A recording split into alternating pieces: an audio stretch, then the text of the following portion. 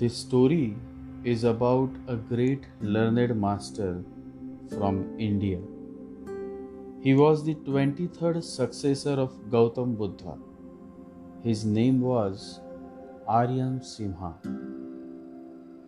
A king in South India requested him to come to his court.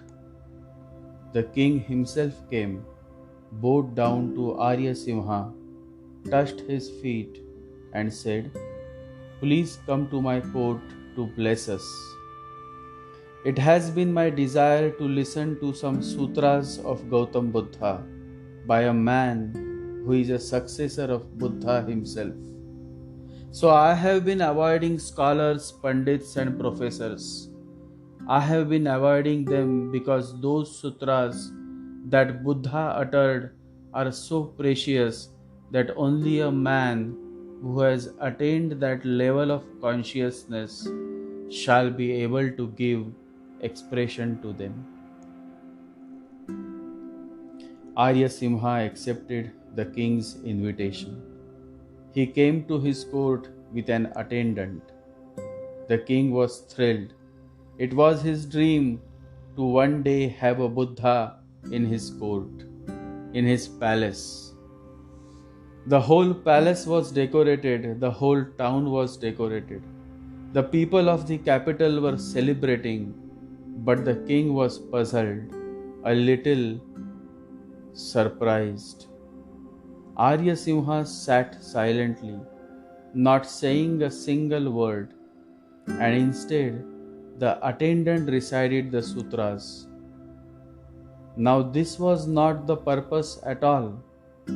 The king could have found better people to recite the sutras than the attendant. He was just an attendant who looked after Arya Simha and ran errands for him. A very ordinary man, not even a great scholar. His grammar was faulty. His pronunciation was not exactly at it as it should have been. He was an ordinary man. The king had accepted Arya Simha to recite the holy sutras, sermons, but that was not happening.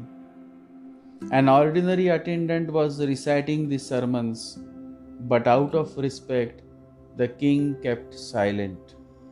When the sutras were finished, he touched the feet of Arya Simha and said, "Sir, enlighten me about this, otherwise I will remain puzzled. Why didn't you recite the sutras?" Arya Simha laughed and said, "What? I did not recite the sutras? Then what else was I doing here the whole time, you fool?" The king was even more puzzled because Arya Simha had kept quiet. He had not said a single word. The king said, "Please explain it to me. I don't understand. I am an ordinary ignorant person. I may not know the ways of the Buddhas."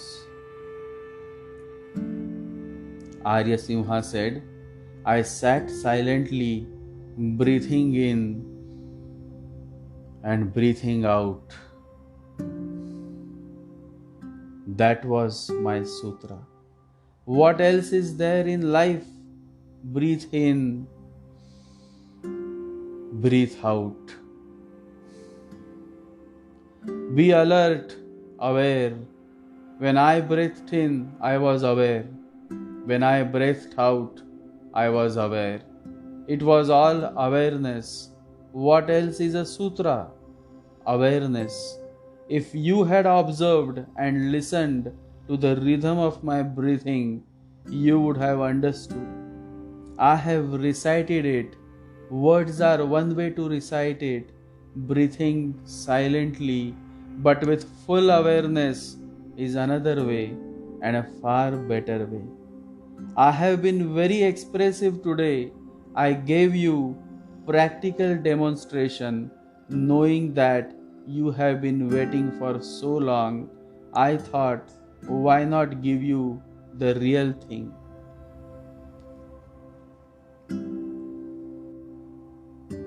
Breathing is at the core of our life. By and by, you will be able to see each mood is reflected in your breathing. So, your breathing is never natural because there is some mood or another mood. When you are angry, the anger changes your breathing. Let the breathing remain as it was before you became angry and then try to be angry. It will be impossible. The breathing has to change first. Through breathing, the body changes. The mind first affects the breathing. Natural breathing means there is no mood, which means there is no mind, neither anger nor greediness. There is no lust or no jealousy, no love or no hate. No mind means no mind. In that state of no mind, the breathing is natural. Then there is a song to it, a totally different quality to it. It is pure life. The flame is without smoke. Such breathing is only possible in a state of deep meditative yoga. And Arya Simha had demonstrated this state of breathing to the king, but the king was not able to observe it. He had missed it. The king felt sorry how much he had missed due to his lack of observation. He missed it. The great yogi was giving practical demonstration of the sutras, of the sermons, and he simply couldn't observe. The king had known something strange was happening, but had not been able to recognize it. He started crying. He said, "I have missed it. Why didn't you tell me before? Now I know there was something and I had even felt it, but my consciousness, my observation is not so developed, and so I could not understand what was happening. And I was too concerned about that foolish sutra. I was continuously thinking about why you were not reciting the sutra and why this attendant was reciting the sutra. I was so concerned about the sutra that I missed it, but I am grateful that you showed such compassion, that you showed your being so demonstrative, so true, so authentic." Such a beautiful legend depicting the very importance of observation. One missed observation and a whole wealth of wisdom is lost.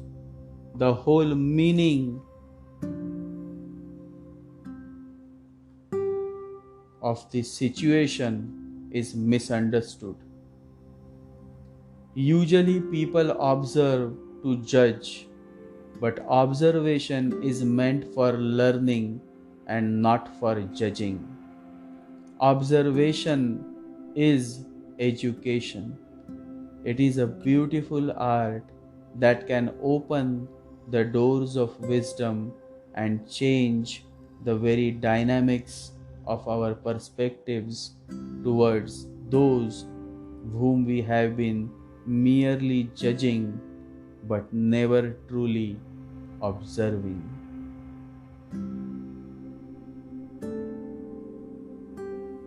Observing without evaluating is the highest form of human intelligence. Observation is a very beautiful thing. You simply observe and try to learn from your observation. Observation is meant for learning and not for judging. The moment you observe and start evaluating the very source of observation, the very meaning of observation is lost. Then observation becomes ugly. It is no more beautiful, no more useful. Observation is education. You observe to learn. If you make listening and observation your occupation, you will gain much more than you can by talk. Let there be more and more observation and not judging. Observe without judging. To acquire knowledge, one must study, but to acquire wisdom, one must observe. Meditate.